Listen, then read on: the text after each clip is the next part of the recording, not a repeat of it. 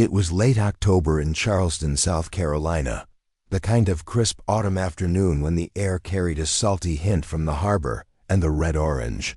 Leaves clung stubbornly to the trees. Downtown bustled with tourists taking pictures of Rainbow Row, couples ducking into quaint cafes, and the occasional horse-drawn carriage rattling over cobblestone streets dotted the far edge of this postcard-perfect city. Though the neighborhoods changed, the pastel houses gave way to weathered siding, cracked sidewalks, and front yards littered with rusted bicycles. It was here, near the faded brick walls of Lincoln Heights Elementary School, that 12-year-old Amara sat on a concrete step, her backpack sagging beside her like it was tired too. Her lunch bag was empty. She had eaten the last of the peanut butter crackers she'd brought from home 2 days ago, and even that had been more stale than sweet. The sound of laughter drifted.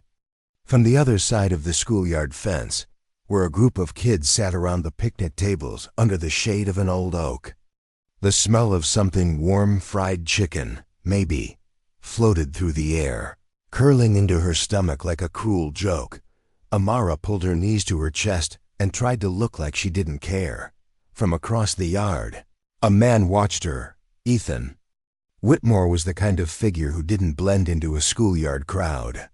Tall, broad-shouldered, dressed in a tailored charcoal suit with a scarf loosely knotted at his neck, he looked like he belonged on the cover of a finance magazine, not. Next to a chain-link fence, his black sedan idled at the curb behind him, the driver waiting. He had come to Lincoln Heights for a reason, a meeting with the principal about a scholarship program his foundation was funding.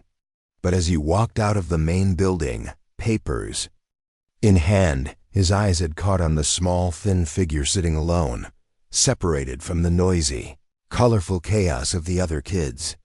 Something about the way she was hugging herself, not in the cold, but like she was keeping something from breaking, made him stop. He didn't know yet that this moment would change everything. A shout from the table caught Amara's attention. "Hey, you just gonna sit there, weirdo?" It was Brianna, a 7th grader with a high ponytail and a mouth that never seemed to run out of things to say. The other kids snickered, chewing on nuggets from styrofoam boxes, sipping sodas. Amara said nothing. Brianna rolled her eyes, then went back to talking to the group, but the sting hung in the air. Amara's throat tightened. She was used to this, not the insults exactly, but the invisibility that came with not having what everyone else seemed to take for granted. She had learned to keep quiet, keep her head down, and avoid situations where anyone could see how little she had. But hunger was harder to hide. Ethan didn't move right away. He had learned in life, in boardrooms, in negotiations, even in his own fractured family, that timing mattered more than impulse. Still, there was something raw in that girl's posture that cut through all the careful calculations that usually governed his days. When the lunch bell rang, kids scattered, tossing wrappers into bins, racing each other back toward the school doors.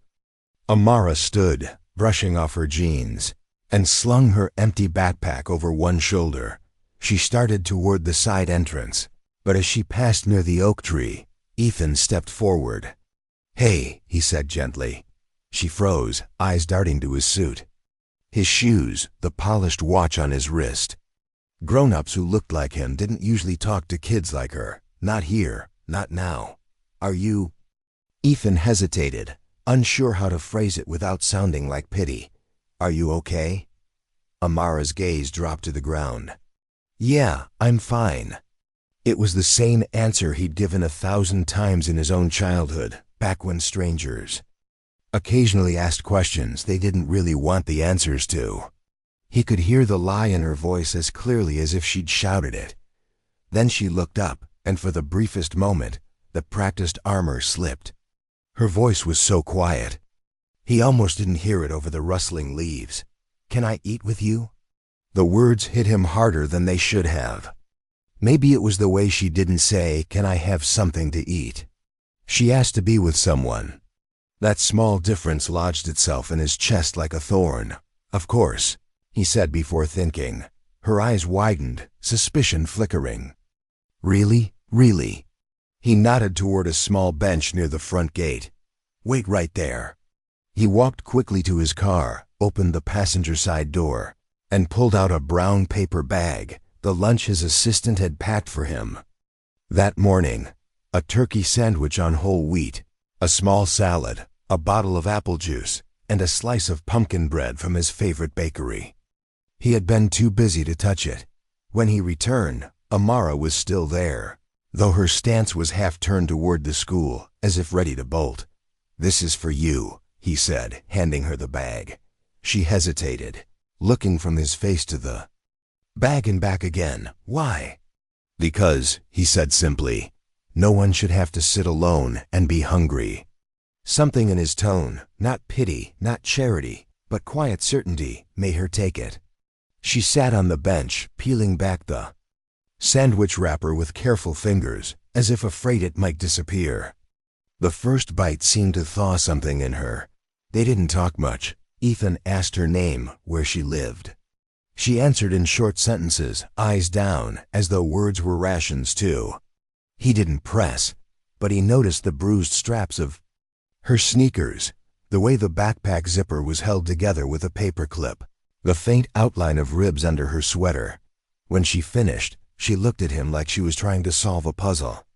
You're not from here, are you? He smiled faintly. No, but I used to be from somewhere a lot like here. The bell rang again. Amara stood, shouldering her bag. Thanks, she said, almost too quietly to hear. And then she was gone, swallowed by the stream of students filing back inside. Ethan sat there for a moment, staring at the space where she'd been. The paper bag was crumpled on the bench, and he picked it up, turning it over in his hands. He didn't know her story yet, but he knew this much. He couldn't just walk away. The next day, Ethan couldn't focus on anything. His schedule was stacked. A conference call with investors in New York, a meeting with a design firm for his latest waterfront development, a lunch with a city council member about zoning approvals. He handled them all with the same practiced calm he was known for in business, but every now and then, his mind drifted back to the skinny girl in the worn sneakers. Amara. It wasn't just her hunger that stuck with him. It was the way she'd asked to eat with him, not just for food.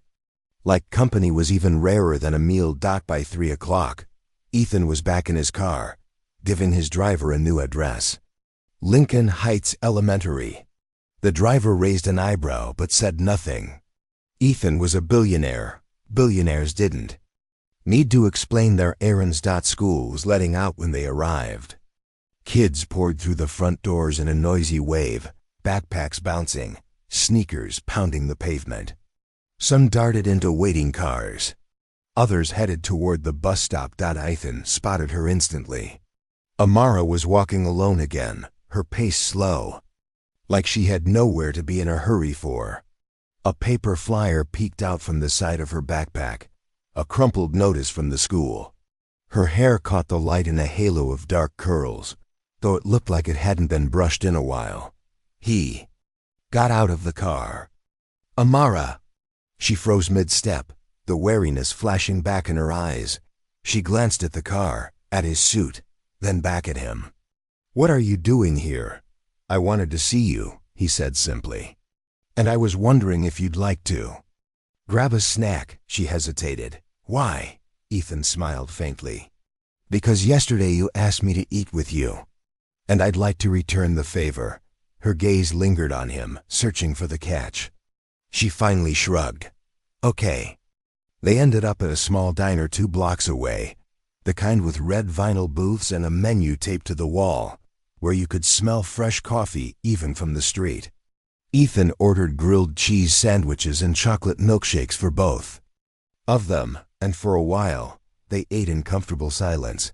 Halfway through the sandwich, Amara finally asked, You really used to live somewhere like here? Ethan nodded. A long time ago.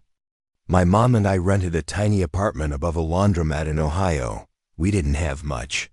I know what it's like to watch other kids get things you can't. She studied him, clearly trying to picture the man in front of her. Crisp suit, expensive.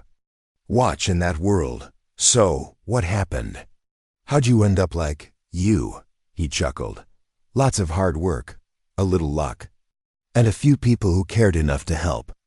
Her brow furrowed. People like you? Maybe, he said, smiling, though I wasn't wearing a suit back then. They both laughed, and for a moment, the wall between them seemed to thin, but reality came crashing back when Ethan offered her a ride home.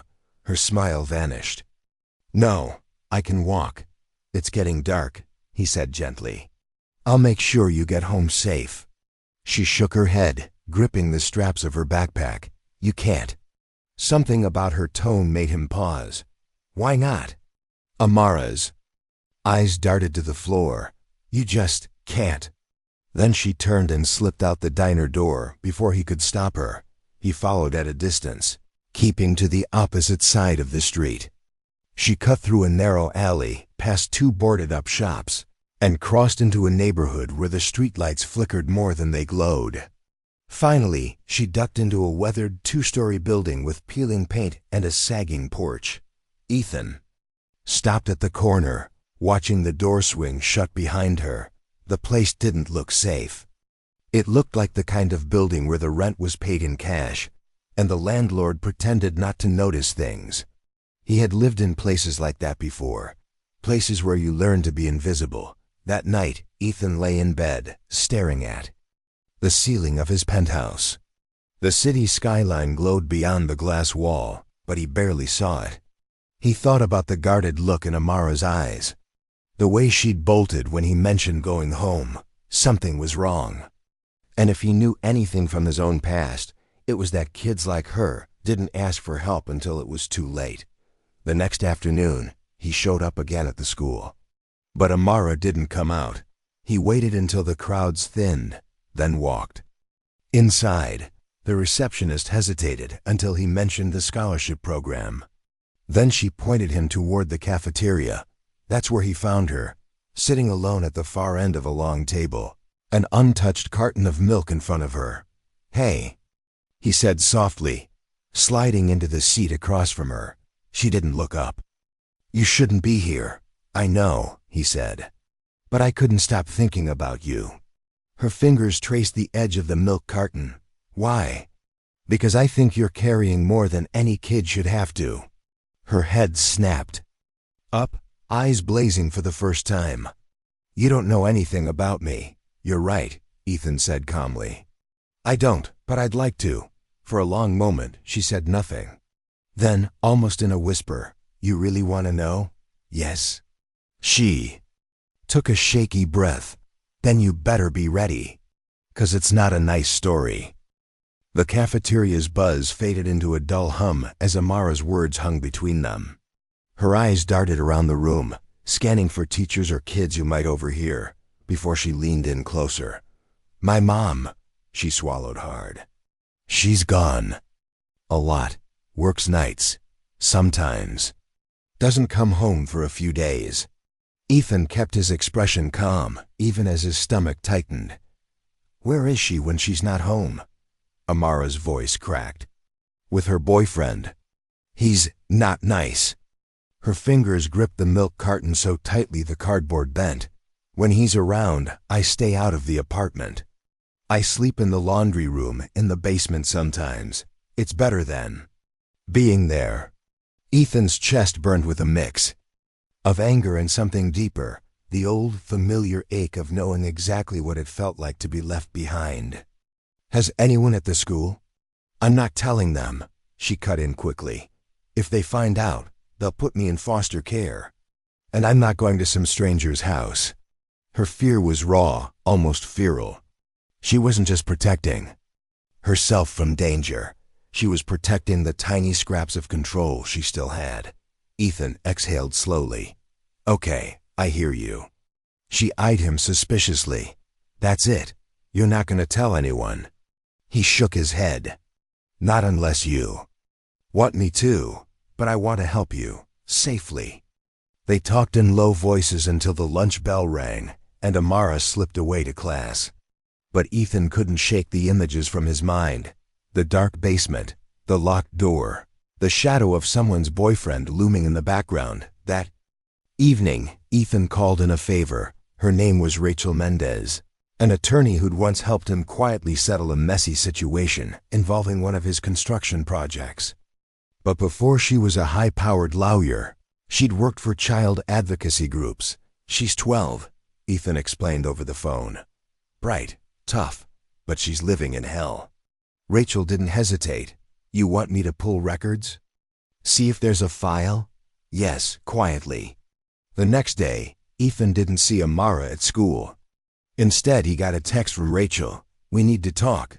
Now they met in his downtown office, where the sun spilled gold across his desk.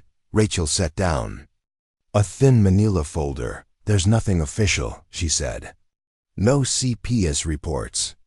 But I found an eviction notice for her building from last year, and police were called there twice for domestic disturbances. Ethan's jaw tightened. And no one's following up? Rachel shook her head. If the mom's keeping things under wraps and the kid isn't talking, the system won't catch it until something bad happens. That was what Ethan feared most, until something bad happens. That evening, Ethan went back to the diner. He didn't know if she'd come, but something told him she would. Sure enough, around dusk, the door creaked open and Amara walked in. She scanned the room, spotted him, and slid into the booth across from him without a word. You weren't at school today, he said. She shrugged. Didn't feel like it.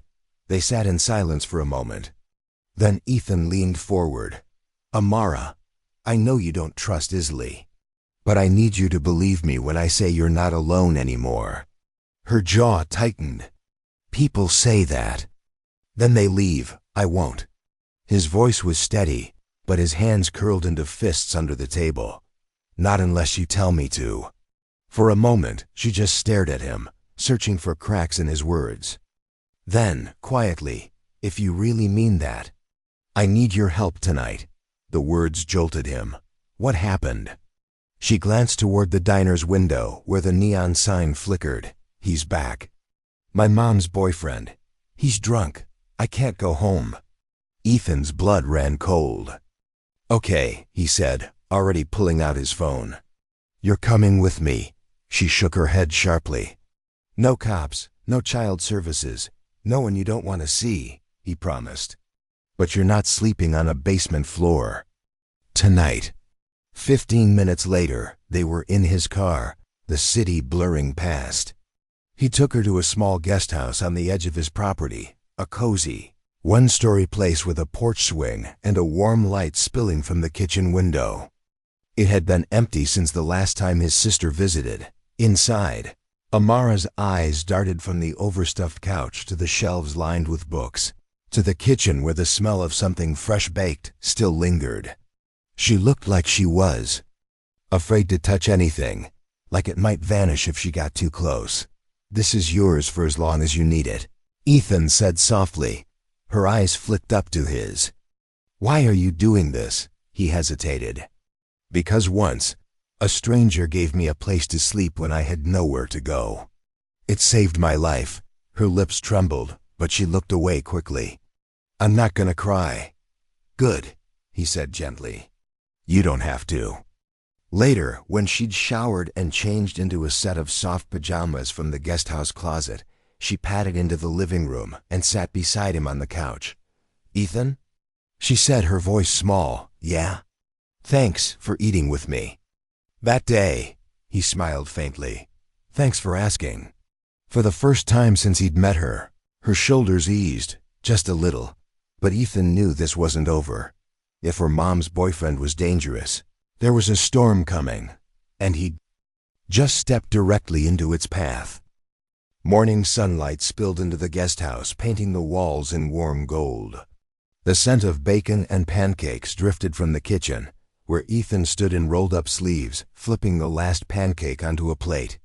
He'd been up since dawn, mind racing, trying to figure out his next move. Amara shuffled in, hair still damp from her shower, wearing the soft blue pajamas he'd found for her. She stopped at the doorway, as if unsure she was really welcome in the space. "Hungry?" Ethan asked. Her stomach answered for her with a loud growl, and for the first time, she smiled without hesitation. They ate at the small kitchen table. She devoured 3 pancakes and half the plate of bacon before leaning back with a sigh. "Best breakfast ever." Ethan smiled but didn't let the moment lull him. He had decisions to make and a promise to keep. When she finished, he said, "Carefully, I need to ask you something. What do you want to happen now?" Amara's eyes darkened. "I just don't want to go back there." "Not while he's around." Ethan nodded slowly. "Okay, then I'll make sure you don't." Her brow furrowed. "How?" Before he could answer, his phone buzzed on the counter. Unknown number. He almost ignored it, but something in his gut told him to pick up. The voice on the other end was female, frantic. "Is Amara with you?" Ethan's grip on the phone tightened. "Who is this?" "It's her mother," the woman said quickly. "Please, I need to see her. She's not safe there." The tone in her voice wasn't defensive or angry. It was desperate. Ethan weighed his options. He didn't trust her completely, but if she was calling him, something had shifted. "Where are you?" he asked. They met an hour later in the parking lot of a small public library on the edge of town. Amara's mom, Tasha, was younger than Ethan expected, maybe 30, with tired eyes and a sweatshirt pulled tight around her. She looked like she'd been crying for hours. When Amara saw her, she stiffened but didn't run. Tasha crouched down, tears streaming. "Baby, I'm so sorry. I told him to leave. I told him he's not coming back." I then watched the exchange carefully. He could see the shame in Tasha's posture, the way she avoided his eyes. She'd made mistakes, maybe unforgivable ones, but she also looked like a woman who'd just been reminded how close she came to losing her child for good. They sat at a picnic table outside the library, the autumn wind rattling the pages of a flyer taped to the wall. Tasha explained in halting sentences how she'd been trapped in a bad relationship, how fear and dependency had kept her from leaving, how she'd convinced herself Amara was safe enough as long as she stayed out of the way. "I was wrong," she admitted, voice breaking.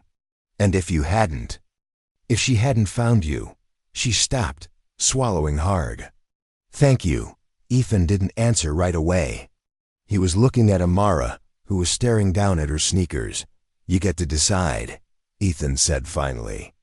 "Do you want to go home with your mom, or you can stay at the guest house until you're sure?"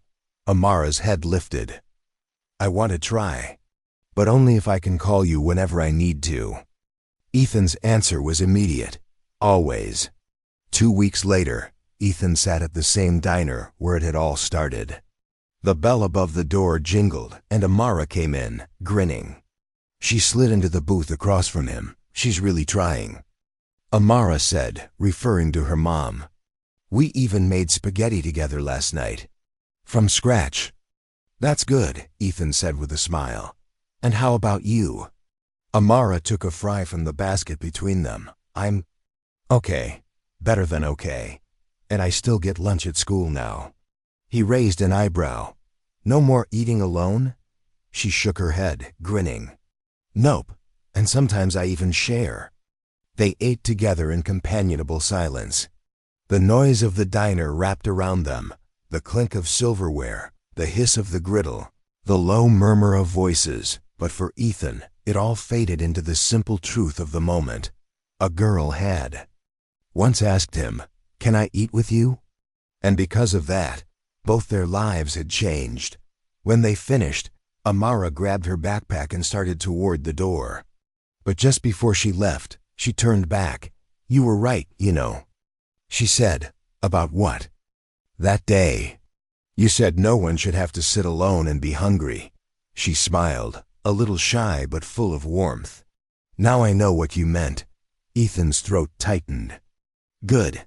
And as she walked out into the crisp autumn air, Ethan realized something else. It wasn't just her life he'd helped change. She'd done the same for him.